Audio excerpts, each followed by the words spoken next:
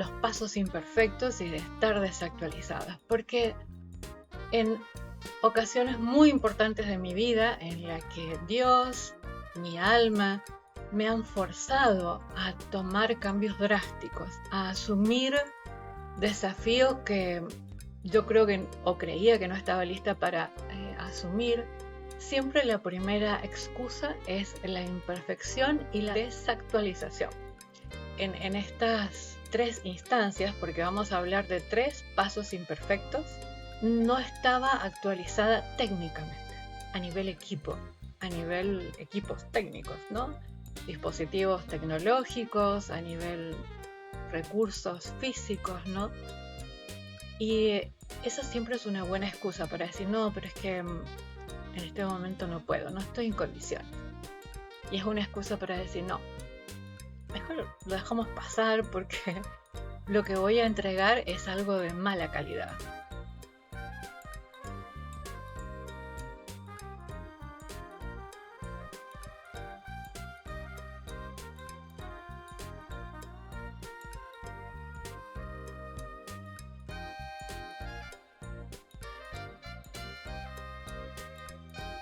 Dicen que el mensajero, cuando se habla del mensajero divino, siempre golpea a nuestra puerta 3 veces durante nuestra vida en la tierra. Y cada una de esas veces intenta despertarnos, intenta que hagamos algo que Dios necesita de nosotros, como lo hizo el arcángel Gabriel con la Madre María. Si nosotros no escuchamos, no aceptamos el mensaje, no hacemos la tarea o la hacemos parcialmente y distorsionamos el propósito de lo que se nos pide, ese mensaje de alguna manera fracasa, el resultado fracasa, ¿no? Vamos a ver en cada uno de los casos cómo fue que fracasaron esos mensajes y en qué sí tuvieron éxito.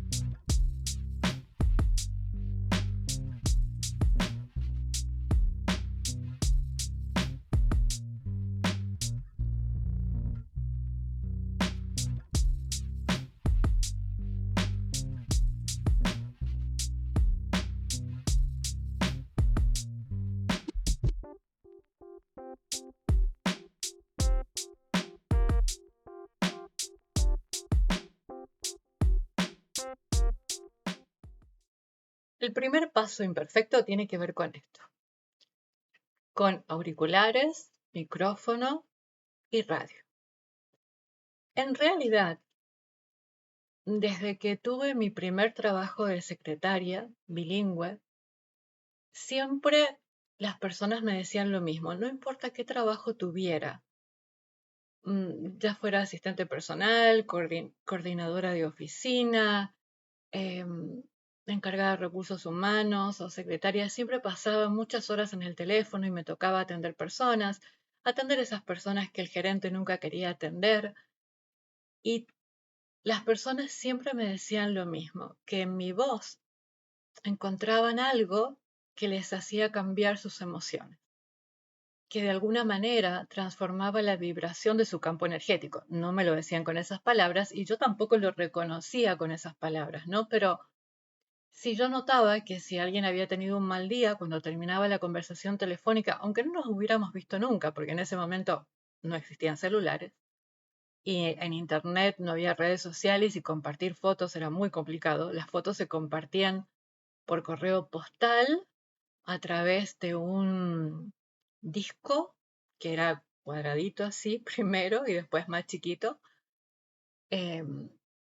y luego después a través de un CD, pero digamos, ese servicio de internet que había en esa época no era, digamos, posible, digamos, ¿no? Yo tenía una computadora portátil que había comprado en 2016 y era de esas que el módem se insertaba como una tarjeta y que se conectaba con un cable a una red telefónica. Así que yo no tenía teléfono, en ese entonces vivíamos en San Rafael, en la provincia de Mendoza, con mis hijos y el amorcito, que fue el segundo amor de mi vida, es que hay un libro en honor a ese amor que se llama Órbita de Amor, lo puedes encontrar en las tiendas si quieres conocer la historia de ese amor.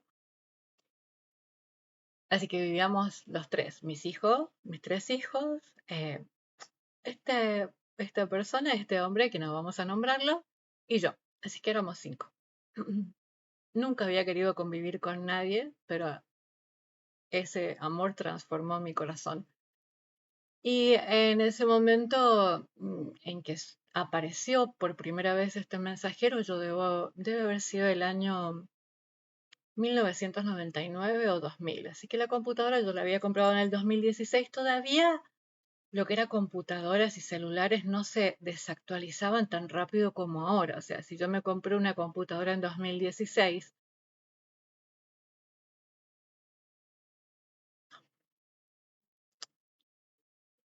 tenía una computadora que me había comprado en 1996. Imagínate. Eh, y en ese momento las computadoras no se desactualizaban, los celulares tampoco tan rápido como ahora. Así que esa computadora portátil que yo me había comprado en 1996, en 1999 y en el año 2000, incluso hasta el 2001, 2002, todavía funcionaba bien, digamos, ¿no? O sea, todavía servía. Y como yo no tenía línea telefónica, lo que hacía era llevarla a un locutorio, así se llamaban estos lugares, que era como una tienda que normalmente vendía, no sé, golosinas, cigarrillos, y tenía pequeñas cabinas donde cada persona entraba, cerraba la puertita, se sentaba, hablaba por teléfono, y yo lo que hacía era desenchufar el teléfono que tenían en la cabina y conectaba el cable y conectaba el módem de la computadora. Cuando llegué a San Rafael y hacía eso, y después a Malargüe, la gente como me miraba y me decía, ¿qué estás haciendo usando internet? Pero si nosotros no tenemos internet, no hace falta. Yo siempre encontraba la manera. La conexión en ese momento era vía telefónica, ¿no? Y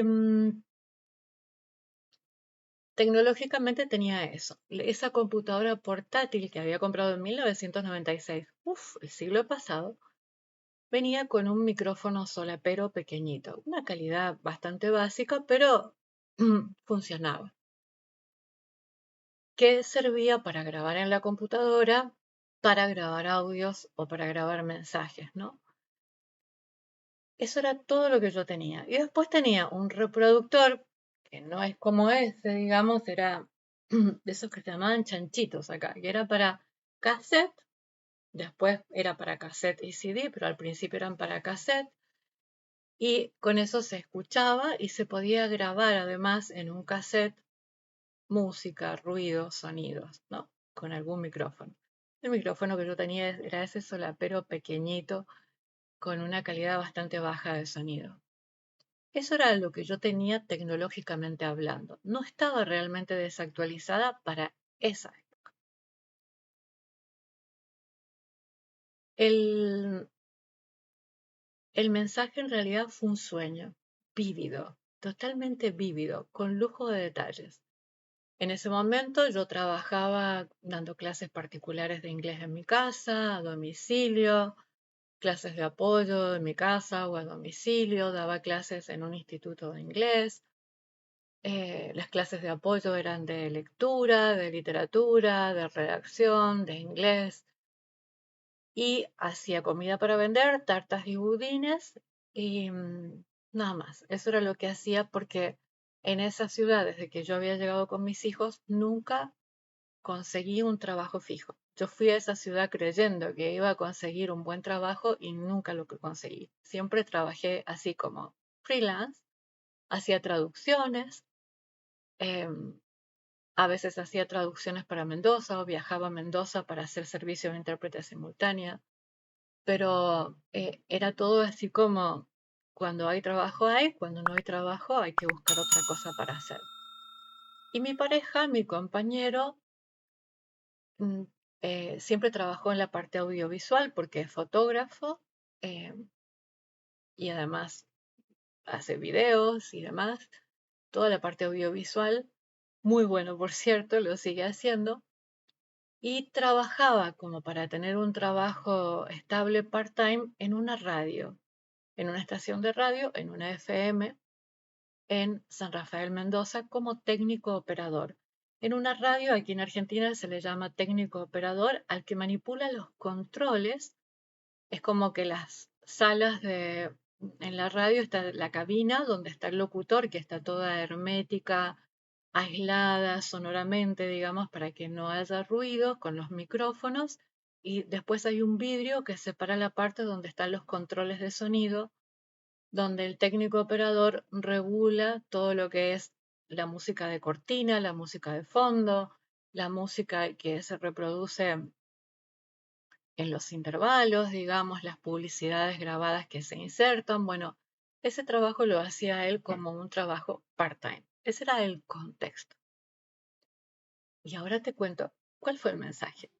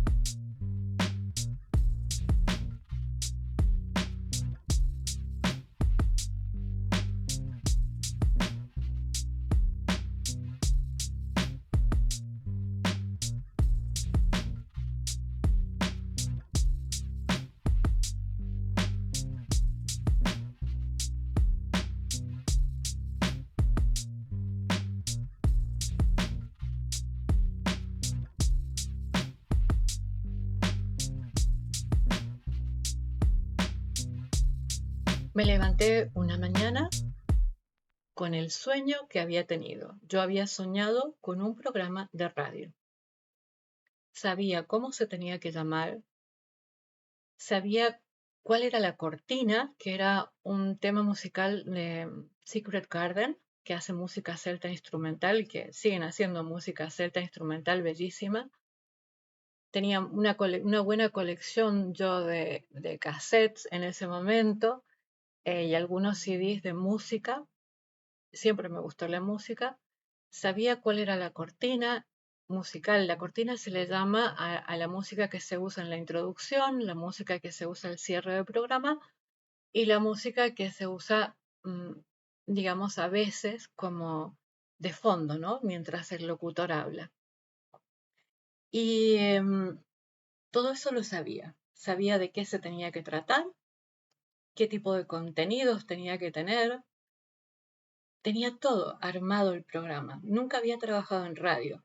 Sí me había pasado esto que te digo al principio, de que la gente me decía de que tenía que mi voz era muy especial y tenía alumnas y alumnos adultos en un taller literario, que era otra de las actividades que hacía ahí en San Rafael, que me decían, tenés que hacer algo con tu voz, porque cuando vos lees un poema, narras una historia, causás algo, algo se transforma en el corazón de las personas. Me acuerdo de una señora mayor que se llamaba Bubu, bueno, se llamaba Bubu, pero le decían Bubu, y ella me insistía, tenés que hacer algo con esa voz, Dios te ha dado esa voz para algo. A mí me parecía que, bueno, ¿qué iba a hacer yo con esa voz? O sea, no tenía experiencia en nada, así que no tenía experiencia en radio, mi única experiencia era con teléfono y con los micrófonos, mi experiencia era en cabinas como intérprete simultánea. La intérprete simultánea está siempre en las conferencias, en los seminarios, en las reuniones, en una cabina cerrada, también aislada sonoramente, donde, digamos, con los auriculares escucha lo que el disertante está explicando o diciendo y tiene un micrófono para ir haciendo la traducción de forma simultánea para que las personas que no entienden el idioma lo puedan escuchar con auriculares, con unos pequeños dispositivos que funcionan con una frecuencia de FM, ¿no? Y fuera de la cabina siempre hay un técnico especializado en equipos de traducción simultánea que es el que manipula los controles de volumen, regula los equipos y todo lo demás. Y se asegura que nadie moleste al intérprete que está en la cabina. Así que esa era mi experiencia. Todas las personas que asistían a conferencias y seminarios donde yo era intérprete simultánea, siempre elogiaban no solo mi buen inglés y mi fluidez, sino el ritmo de mi voz, la capacidad para que realmente comprendieran y no se sintiera como una traducción así tipo Google o tipo de traductor automático, sino que era una verdadera interpretación.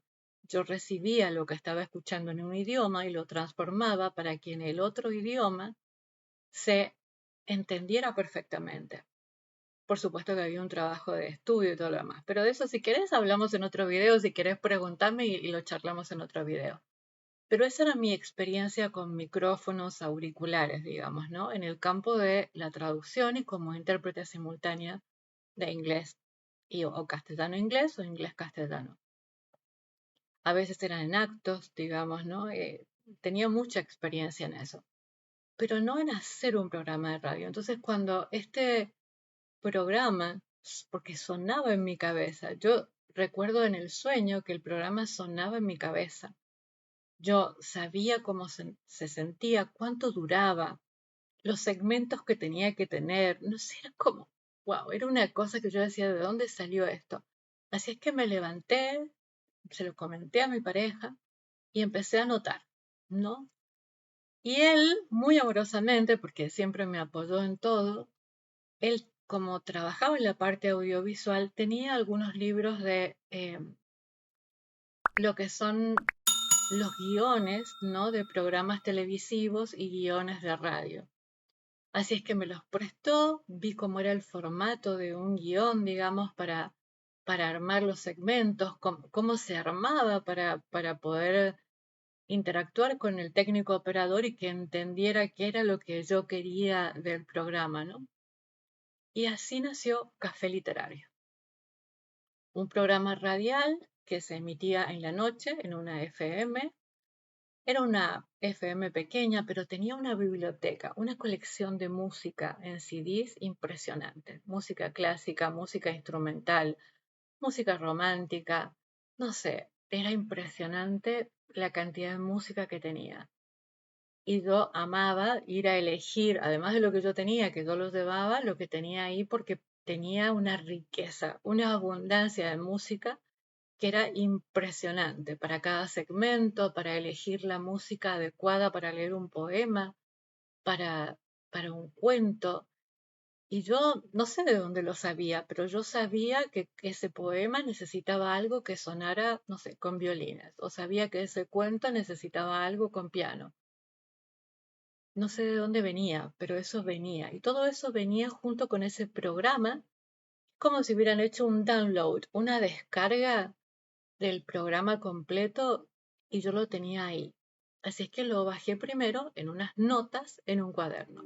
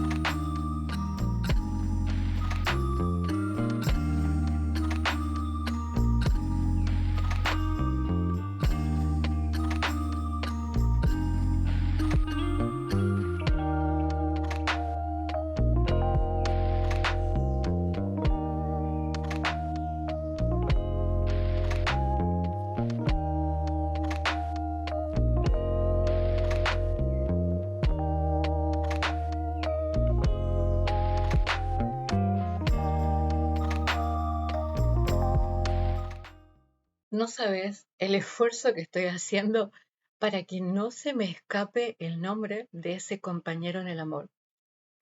Es como que tengo que concentrarme, que no se me escape el nombre. Eh, Porque en esta etapa de su vida creo que, no sé, por muchas cosas que pasaron que están ahí en el libro de Órbita de Amor, creo que no le gustaría que lo mencionara públicamente. Entonces, con todas esas notas que yo tenía, que hice en un cuaderno, leí los libros que él me prestó, eh, me dijo, muy seguro de que yo podía, ¿por qué no haces un demo y se lo presentas al dueño de la radio? Porque era dueño, gerente, director de la radio, ¿no? Todo era. Y le digo, pero ¿cómo voy a hacer? Estoy desactualizada técnicamente, o sea, no. Me dice, vamos a encontrar la manera. A vos se te va a ocurrir la manera y vamos a encontrar la manera. Y si vos lo armás una carpeta, un proyecto y armamos un demo casero, homemade, así artesanal, yo me comprometo a llevárselo y a, y a hablar con él. Ah, él, ese compañero en el amor, tenía un reproductor de CD y de cassette que era con doble casetera. El cassette era como esa cinta que venía en una cajita rectangular que ahora se han puesto de moda otra vez. Y tenía doble casetera. En esa doble casetera, ¿qué significaba? Que una casetera reproducía y la otra podía grabar lo que tenía la otra casetera, ¿no? Entonces estaba la casetera A, la casetera B. Entonces, si yo ponía música en un cassette y la reproducía, en el cassette virgen, que así se llamaba, el que no tenía nada grabado, yo podía grabar lo que estaba en el otro. Y a su vez, tenía un pin, o sea, tenía una ficha para conectar un cable con este micrófono básico que yo tenía, este solapero de la computadora. Y además tenía el, mi propio reproductor de cassette que tenía una sola casetera. Con eso, sentados en la mesa de la... ¡Uy, la perra del vecino, pobrecita, se ve que está solita, porque cuando está sola llora!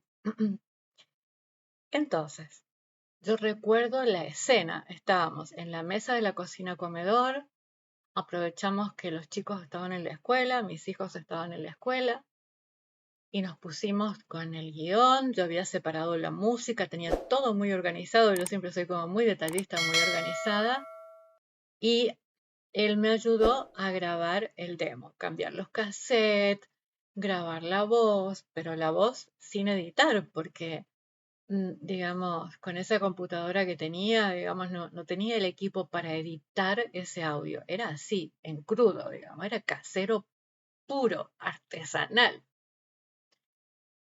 Sí, de una casetera a otra sí se grababa bien, digamos, porque el sonido era bastante bueno, pero la voz era como, no. Y encima estaba en una cocina comedor, en una casa vieja, digamos, con ventanas grandes, con ruidos vecinales, bueno. Y así grabamos el demo de Café Literario, con todo, como si fuera un programa completo. La introducción, la presentación, los segmentos, la música intermedia, siempre eran poesías, reflexiones, cuento, eh, algunas reseñas sobre la música que usaba en ese programa y algún dato que después se fue ampliando sobre algún hacedor cultural o algún autor. Digamos, siempre había un poco de todo, pero tenía que ver con la literatura, básicamente. Porque no había ningún programa de ese tipo en esa ciudad. O sea, tampoco había. O sea, no, yo era como, fui el primer programa así, ahí en San Rafael. Y eso fue así, quedó, grabadito en un cassette. Cuando lo reproducimos, sonaba bastante feíto, pobrecito. Era como, No se sabía si había sido grabado dentro del lavarropa, una caja de zapatos o dentro del ropero del armario, no sé, pero bueno, así quedó. Pero yo había algo que me decía, tenés que hacerlo, vos podés. Y encima tenía en ese momento el apoyo de este compañero en el amor y en la vida de que él confiaba plenamente. Siempre ha confiado en mis talentos, en mi... aún después que nos hemos separado miles de veces, siempre que ha necesitado algo importante con alguno de mis talentos, me ha buscado, digamos, porque siempre ha valorado y confiado en lo que hago. Y después vino la parte fácil, o sea, en la computadora portátil hice el informe, el guión, en un procesador de texto, con las columnas, así todo ordenadito, o sea, se pone el tiempo de cada segmento, digamos, si hay música de fondo, la música intermedia que va detrás de la voz, digamos, del locutor, los intervalos, digamos, para escuchar la música, escuchar un tema musical completo o una canción completa, el contenido que iba a tener cada segmento, todo, con el cierre, con todo. Así el programa completo. No recuerdo si, creo que ese demo era de 30 minutos. 30 minutos. Había que grabar 30 minutos en esas condiciones técnicas. Para mí la parte fácil era hacer el informe. Yo en hacer informes y proyectos era como siempre. Era y soy como muy buena. O sea, vos me pedís un proyecto, un informe y yo te hago un proyecto que convence a el emperador de la luna. Entonces lo puse fui, compré una carpeta muy bonita, lo llevé a imprimir no tenía impresora, me acuerdo, una impresora pequeñita. Lo imprimí, lo puse en la carpeta, compré un sobre de papel manila, de papel madera y adentro puse la carpeta con el proyecto que tenía la carátula, la misión del programa, el objetivo del programa, cómo se iba a beneficiar la audiencia, cómo se iba a beneficiar la FM, la radio con ese programa. Y la FM, que ya no existe, se llamaba Armonía. Atento a eso. Y me dijo, ¿querés que lo lleve yo? Le digo, no, solamente avísale al director, dueño, todo lo demás, que es una sola persona y que voy a llevarlo yo. Así es que me vestí muy profesionalmente, fui en un horario que sabía que estaba disponible, había una secretaria siempre en la entrada, le dije que quería hablar con él y se lo entregué. Y le dije anticipadamente que sabía que no era la calidad adecuada, pero que había hecho lo mejor que podía con los recursos que tenía. Y lo dejé. Pasaron varios días y no tenía novedades. O sea, ni a mi compañero le decía nada, ni tampoco me llamaba. Yo no tenía teléfono, pero yo siempre ponía el teléfono de la dueña que nos alquilaba, porque era una casita al fondo de la casa principal, y ella me había ofrecido, porque yo siempre estaba buscando trabajo y todo lo demás, eh, que si necesitaba pusiera el teléfono de ella y le dejara un mensaje. Entonces le dejaban un mensaje y de que yo llamara a tal número y yo iba a una cabina, no le usaba el teléfono a ella, sino que ella solo recibía el mensaje y yo iba y llamaba. Y pasaron unos días y ella me fue a buscar y me dijo que me iba a volver a llamar al número de ella. Este señor, Arnoldo se llamaba. Y fui, me llamó, y era muy serio, muy severo, una cara de amargo. Parecía estar enojado con la vida, no era como... Y entonces hablamos y me dijo, ¿usted tiene idea de que ese demo es inescuchable? Pero ¿sabe qué? La carpeta que usted me trajo es un proyecto digno de ser presentado en la ONU, en la Organización de las Naciones Unidas. Y nunca en mi vida he recibido una carpeta así. Y por eso le voy a conceder una reunión. Así es que me dio cita, digamos, o sea, una reunión para que yo fuera.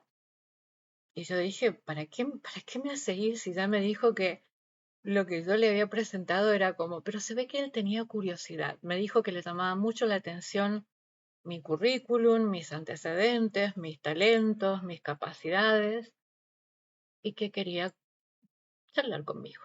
Así que allí fuimos, a la oficina del director de FM Armonía.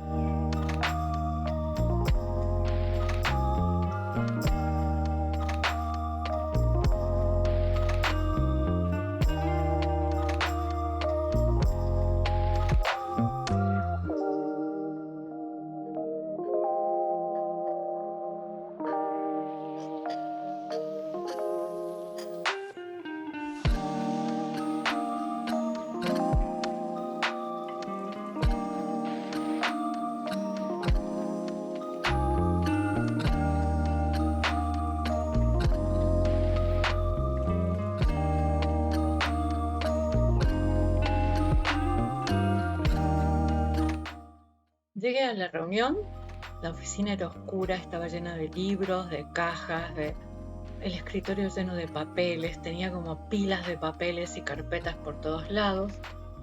Y en un mueble que estaba a su derecha, me acuerdo fácilmente porque estaba a mi izquierda, digamos, del escritorio, tenía un reproductor de música para cassette. Entonces lo que hizo, cuando yo ya me había sentado, me dijo, vamos a escuchar lo que usted me mandó.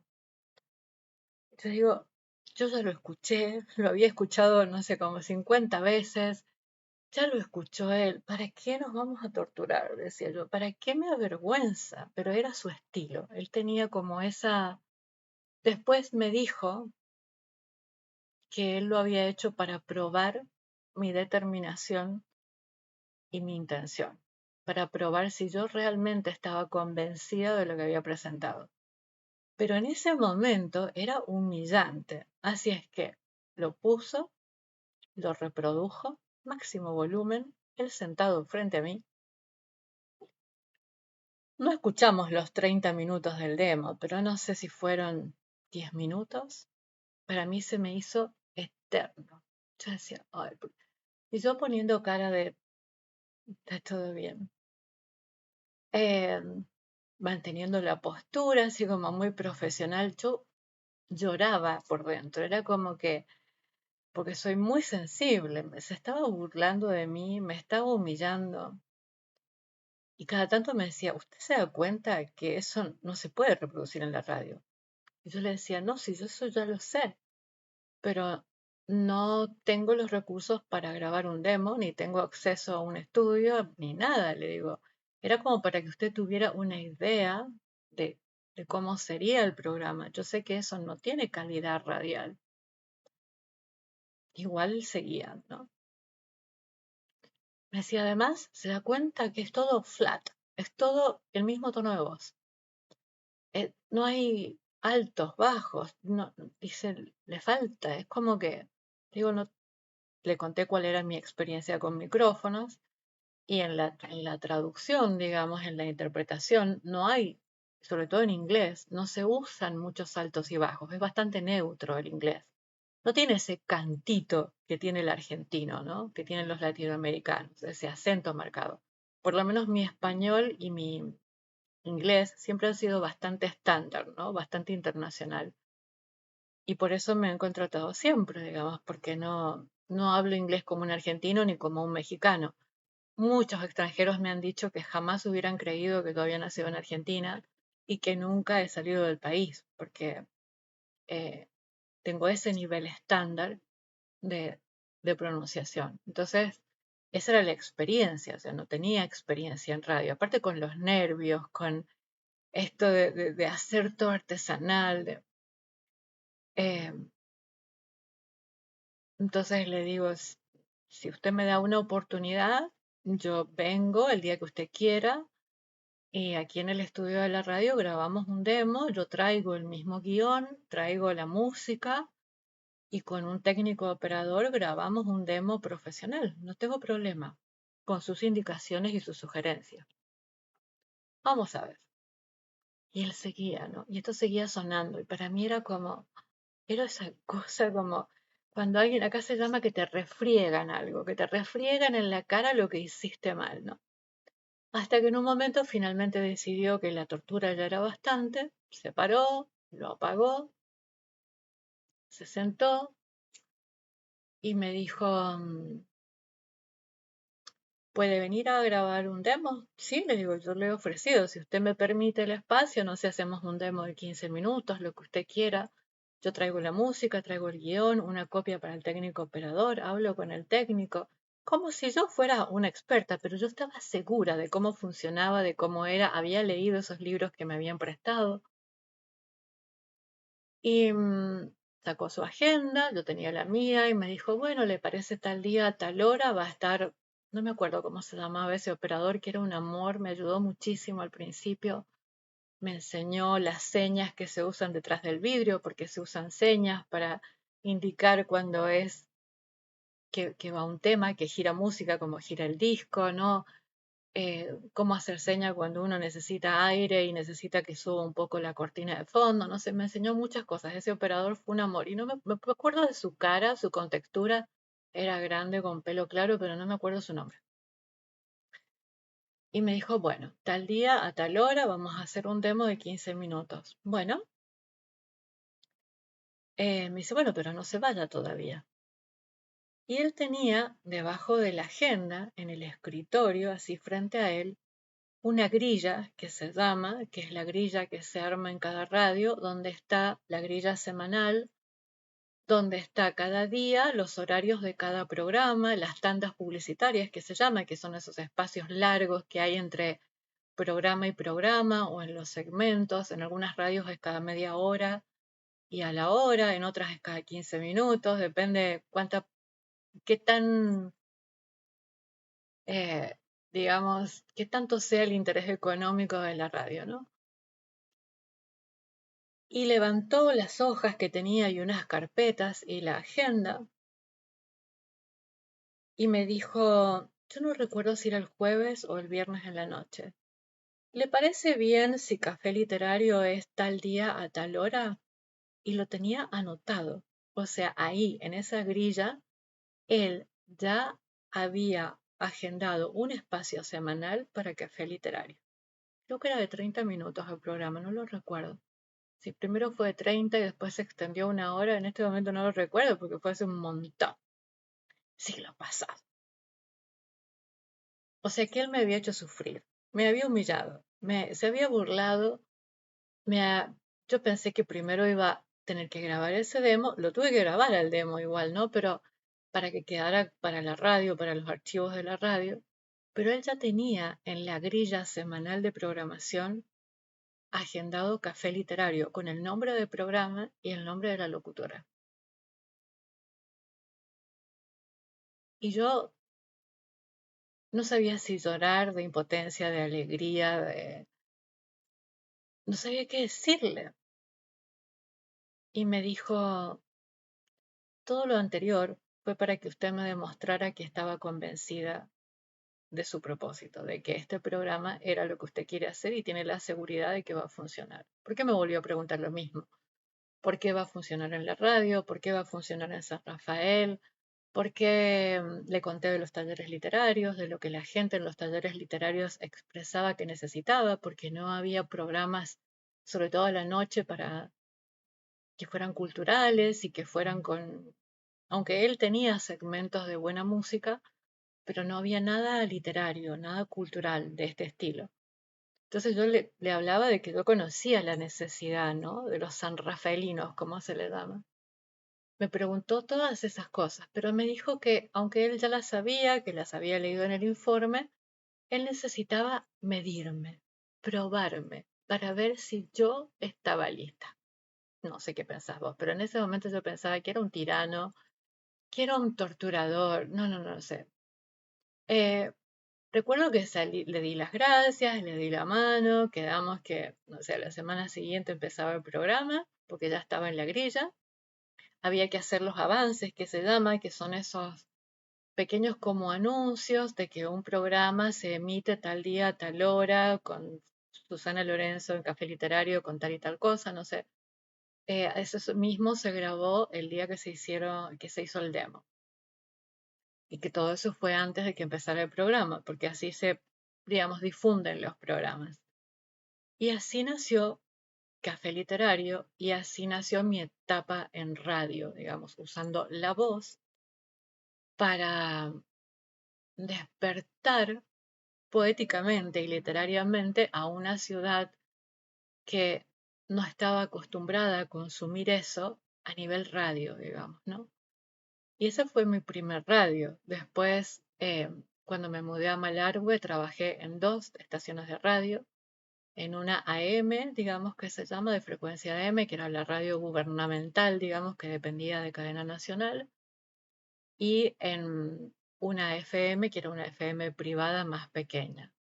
Y después aprendí a hacer muchas cosas, diferente tipo de contenido, a hacer locución periodística, a hacer entrevistas, a hacer programas románticos de noche, a que, no sé, a hacer el magazine de la tarde, incluso en Radio Malargüe, que era la M, el programa cultural de la tarde, eh, recibió un programa y una distinción de la Dirección de Cultura, ¿no? Porque aunque era un magazine y era de novedades y charlas informales y entrevistas y todo eso, eh, recibió una distinción como el primer programa en Malargüe que tenía ese tipo de contenido.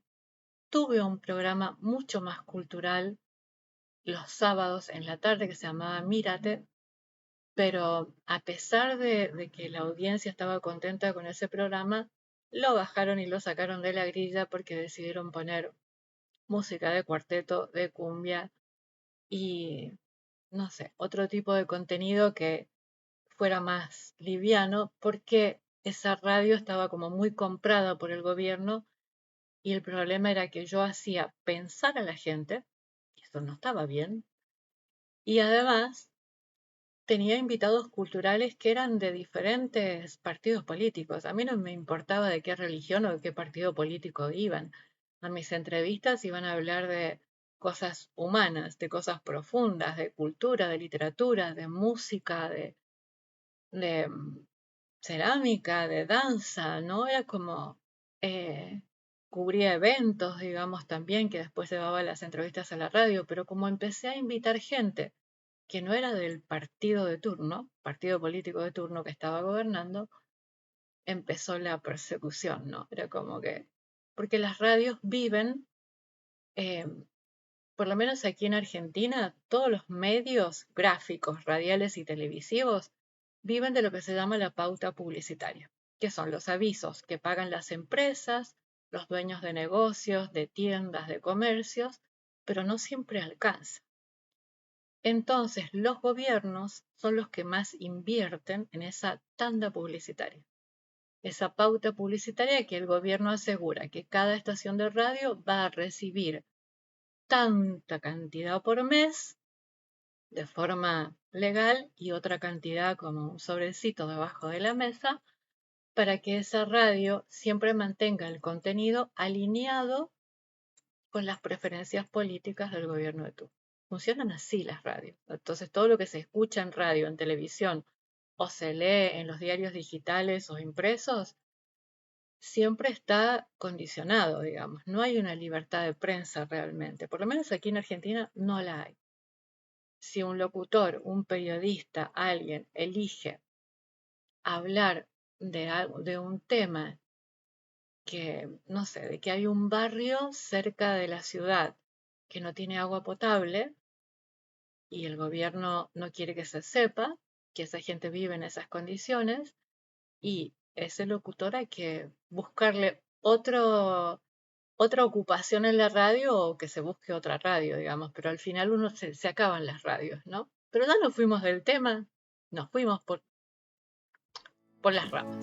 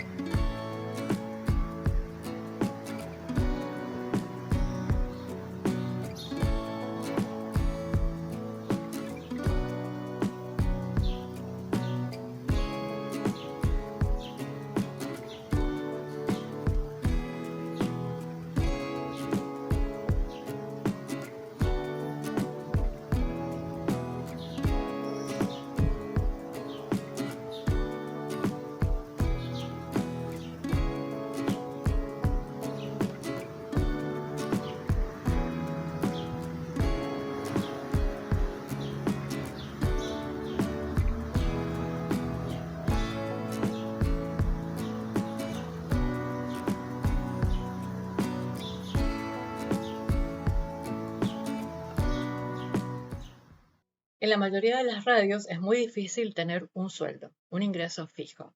Por ejemplo, cuando empecé con ese primer programa en FM Armonía en San Rafael y después en todas las radios que trabajé, menos en la M, que era del gobierno, uno tiene que salir a vender su programa. Eso significa que uno tiene que ir a visitar tiendas, negocios, empresas y decirle, mira, ¿querés auspiciar mi programa?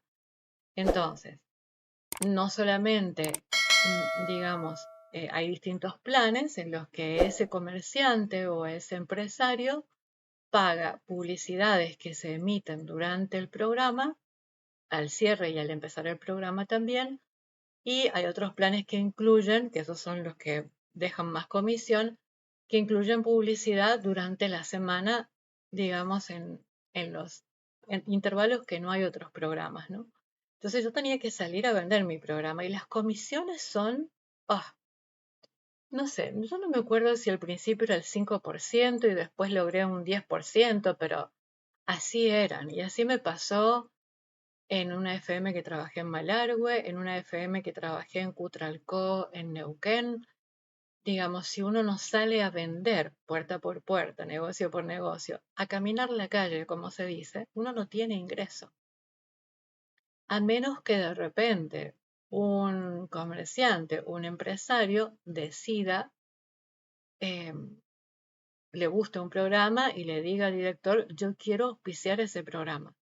Pero si uno no fue el gestor de esa venta, y el director de la radio se queda con la mayor parte de la comisión y uno se queda con un 5%, nada más. O sea que uno hace todo el trabajo y la ganancia siempre, siempre es para la radio. ¿Qué tiene que ver esto de la parte económica y cómo funciona? Que eso que llegó y que realizó una transformación muy, pero muy importante, porque me dio alas, me dio el valor y me dio la posibilidad de generar y transformar muchas cosas a través del micrófono y llegar a miles de personas, ¿no? Siempre fracasaba, digamos, de alguna manera porque yo estaba frustrada, porque siempre estaba amargada, porque no me generaba el ingreso económico que yo necesitaba. Entonces, sí disfrutaba, siempre disfruté producir el programa, armar el contenido, disfruté la transmisión, disfrutaba las entrevistas, las grabaciones, ir a los eventos, conducir eventos, lo disfrutaba mucho, pero cuando llegaba a mi casa y no tenía dinero suficiente para llenar la alacena, para alimentar a mis hijos, para mandarlos a la escuela, y tenía que trabajar, no sé, 12, 20 horas al día para tener lo básico y aún así no lograr pagar el alquiler, yo me frustraba. Y yo decía, no, esto no me conviene. Entonces yo siempre estaba buscando otra cosa.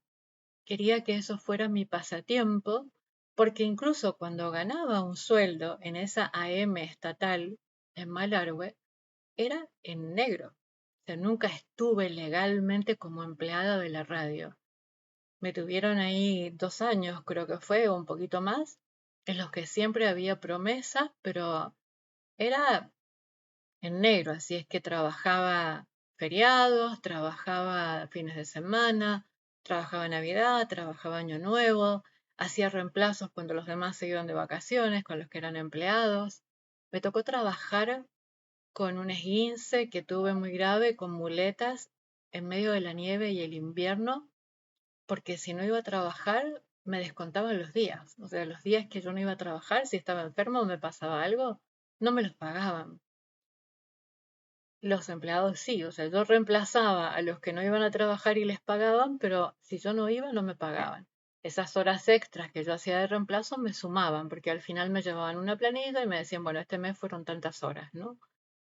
Pero tampoco era, o sea, además yo tenía que dar clases particulares, hacer traducciones particulares, ya había empezado a hacer masajes holísticos en esa época, daba clases en un instituto secundario, era como que siempre estaba teniendo como 4 trabajos a la vez y ahí, en ese, según, digamos, en ese tiempo, digamos, de cambio de ciudades, fue cuando se rompió el nido y cuando ya ya cuando dejé la ciudad de San Rafael ya estaba sola.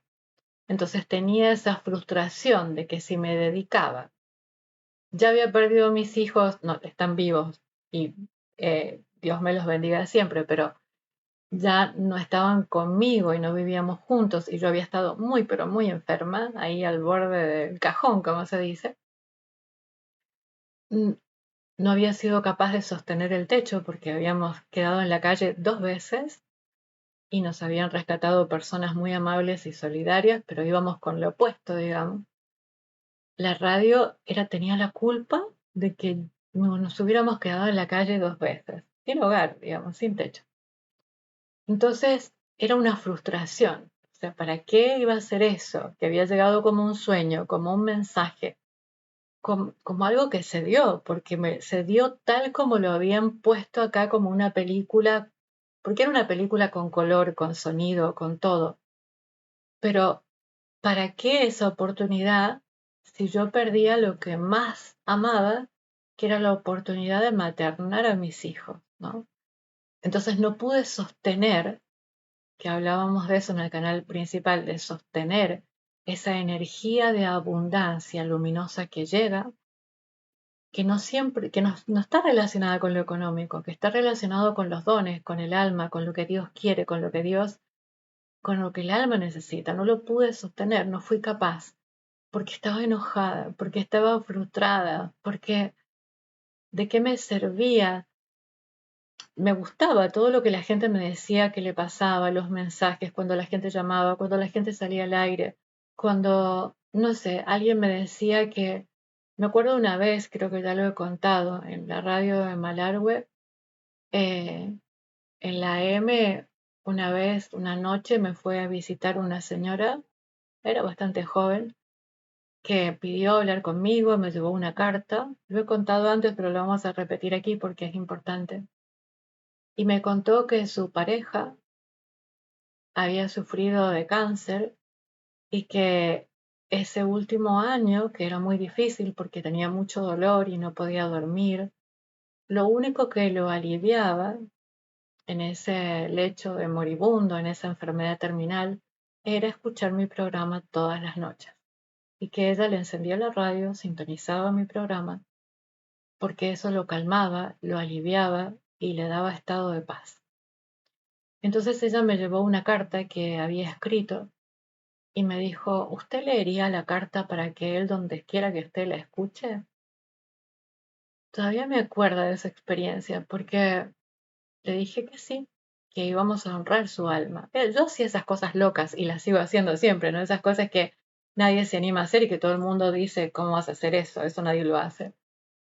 Así que le dije al operador técnico que íbamos a cambiar ese segmento y que íbamos a hacer un homenaje, conté la historia, no di los nombres por respeto, pero y leí la carta al aire. Lo que me costó leer esa carta porque mi voz se quebraba. La carta era muy emotiva y es como que yo no lo sabía, pero en ese momento estaba conectando con esta mediumnidad que tengo, con el alma de ese muertito y con el corazón de ella, que lo había despedido, y que ella seguía escuchando el programa en honor a él, que le encantaba el programa. Y me acuerdo que lloré a mares y que después que terminé de la carta, creo que le pedí al operador que pusiera 2 temas musicales seguidos porque me tenía que recomponer del llanto que tenía. Se me había quebrado la voz.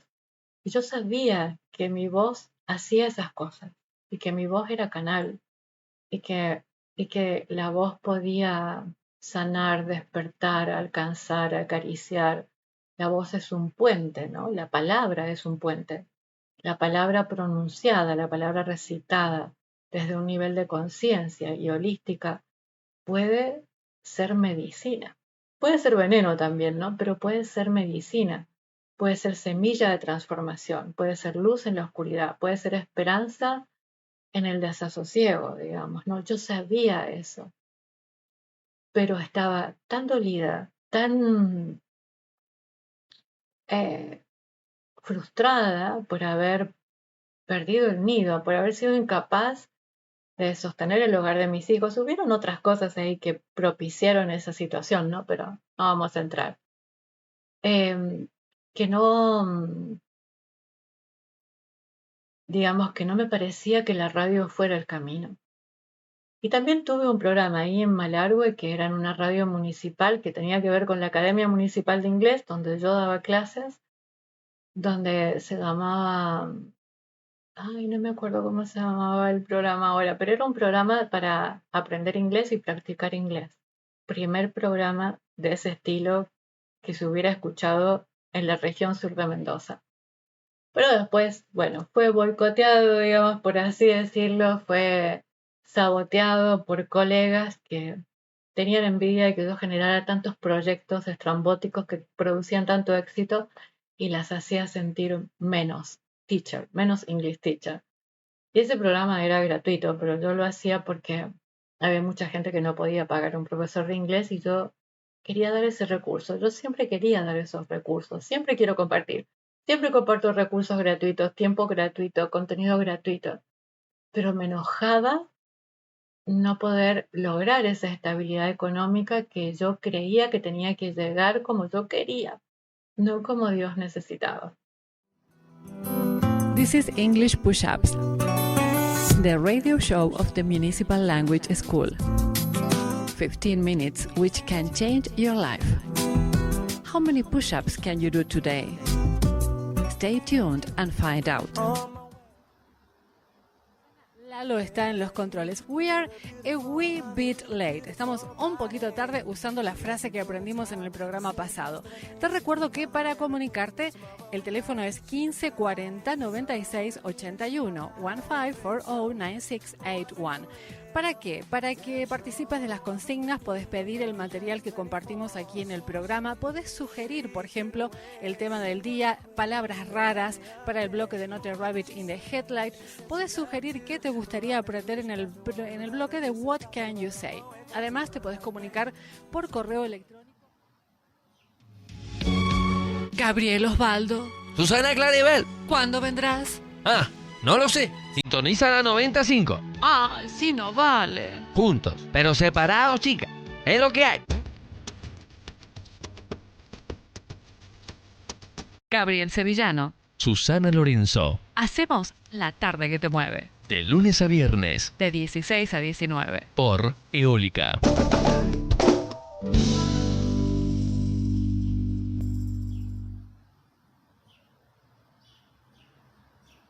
Así es que el primer paso fue ese primer programa radial que llegó como una descarga de archivos y que se hizo realidad a través de un paso totalmente imperfecto, de una incertidumbre inmensa, de una escasez de recursos técnicos increíble.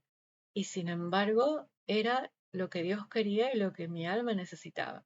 Ese fue el primer paso, que fue entre 1999 y el año 2000. Y nos vemos para el segundo paso en el próximo video.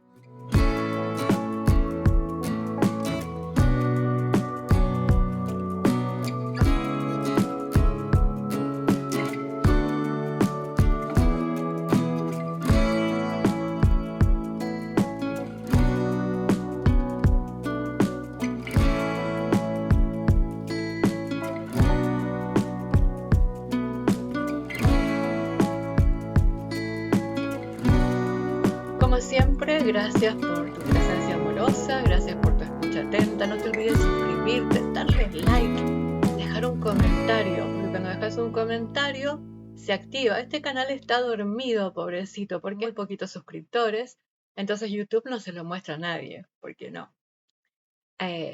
Así que tu comentario activa el tráfico, bendice esta charla, bendice este lugar, bendice estos mates que nos vamos a compartir. Copadas con la charla privada y bueno, un poco escuchando y conociendo gente y conectándonos y recordando también, porque uno va recordando.